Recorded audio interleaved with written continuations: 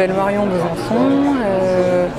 La BD, c'est une passion que j'ai depuis que je suis toute petite, donc j'ai toujours écrit et puis dessiné des histoires, soit que l'un, soit que l'autre, ou des fois les deux en même temps, donc c'est assez naturellement que j'en suis venue à la BD. Voilà, du coup j'ai fait des études d'art appliqué à Nantes, à l'école Pivot, et après j'ai un petit peu démarché les éditeurs avec des premiers projets, et puis finalement il y a Vert qui est arrivé un petit peu par hasard.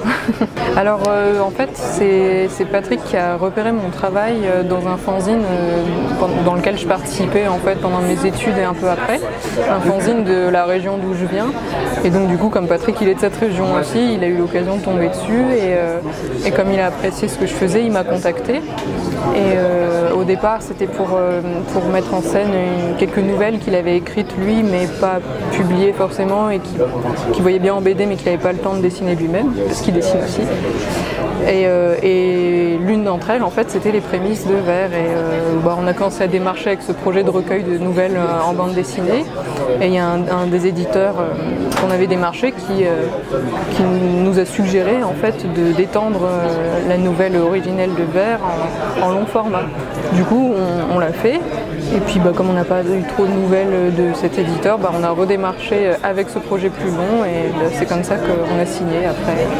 Donc c'est parti vraiment d'un tout petit récit qui ne ressemblait pas à ce que c'est maintenant. Il y avait l'intention de départ, l'ambiance, mais il n'y avait pas tous les personnages, tout ça.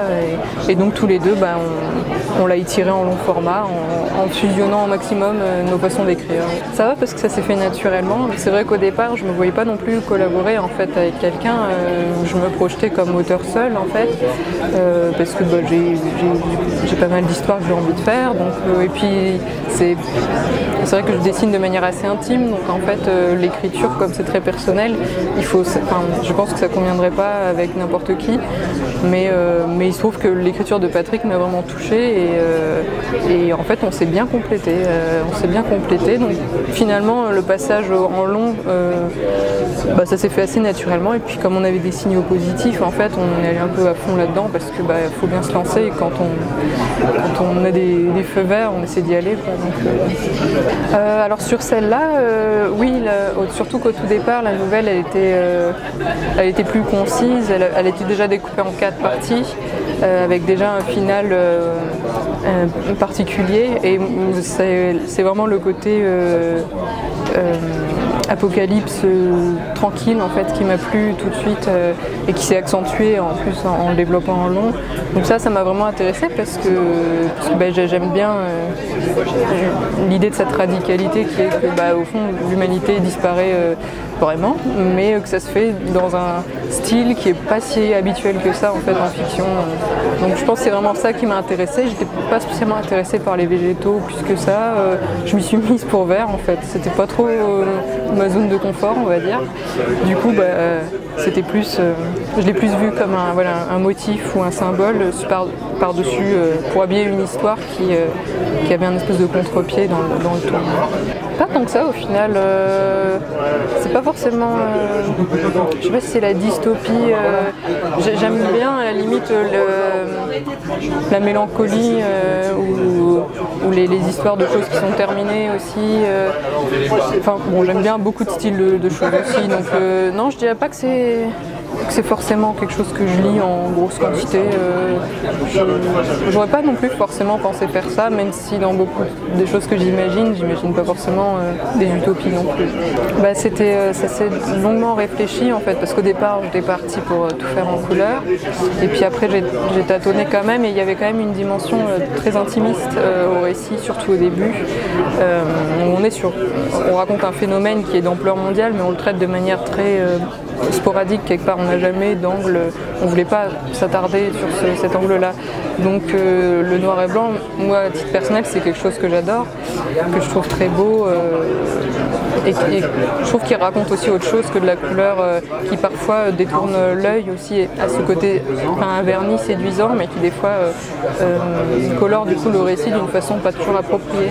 Et je trouvais que Vert, surtout au début, avec ce monde un petit peu voilà, ce monde capitaliste, consommateur, ses relations pas toujours équilibrées, il y a la question du deuil aussi, il y avait plein de choses qui se prêtaient bien, je trouve, à quelque chose de resserré comme le noir et blanc, et puis tout en démarquant l'arrivée des végétaux en les traitant uniquement au crayon et pas à l'encre comme les personnages, pour créer quand même une petite différenciation, mais qui soit pas trop lourde. Donc en fait c'est venu assez spontanément, je dirais, voilà. Et puis je voulais quand même quelque chose de tranché à la fin pour créer une rupture en réservant la couleur pour la fin, où on est vraiment dans l'après et où du coup on peut se dire bon bah si là c'est en couleur, est-ce qu'avant du coup c'était des bribes du passé, d'un monde d'avant qui n'existe plus, enfin voilà, on peut interpréter de plein de façons et j'aimais bien ce côté radical aussi, je trouvais que ça collait bien au récit. Ouais, ça c'est vraiment, comme je disais, on a vraiment fusionné nos écritures, donc lui il écrivait un peu morceau par morceau, donc des fois il avait des flashs de scènes qui lui venaient et il me les envoyait, et puis moi je réécrivais des fois dedans en retournant des choses, en adoucissant, en accentuant certaines choses, puis il relisait, il reparcourait, il réécrivait par-dessus, donc on a fait beaucoup d'allers-retours comme ça, où littéralement on rentrait dans le texte de l'un et de l'autre, et à la fin en fait on avait vraiment un résultat très mélangé en fait.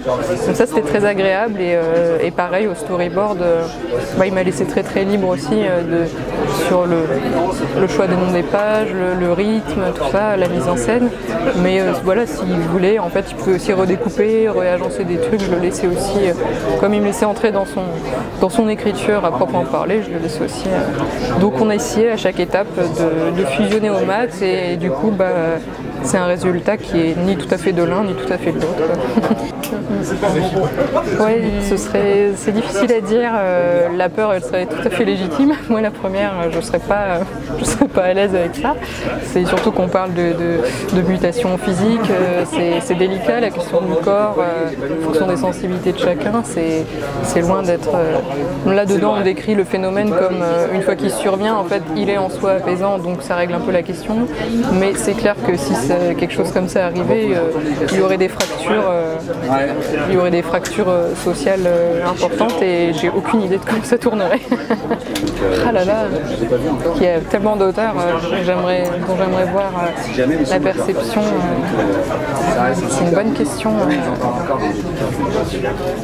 Alors, je pense que j'aime assez particulièrement le travail d'Edmond Baudouin, voilà, parce que il travaille beaucoup en noir et blanc aussi, et il a une façon calligraphique de traiter les choses à la fois synthétique et précise qui me plaît énormément, donc je serais très intéressée de voir comment il perçoit le monde et la réalité.